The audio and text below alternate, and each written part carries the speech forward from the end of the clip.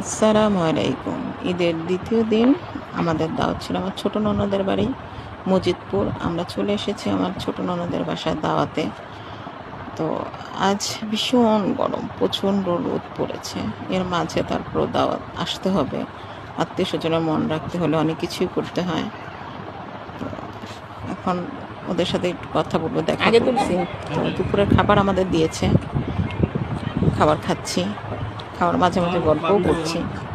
খাওয়া শেষ প্রায়। খাওয়া শেষ করে আমরা বিদায় নিলাম। বিদায় নিয়ে এখন বাসায় যাচ্ছি।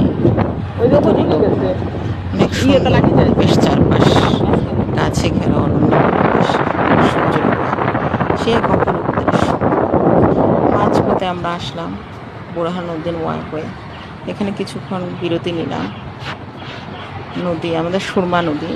নদী এখন সম্পূর্ণ ভরপুর, পানিতে টইটম্বর করছে। এখন আবার বাড়ির দিকে রওনা দিব।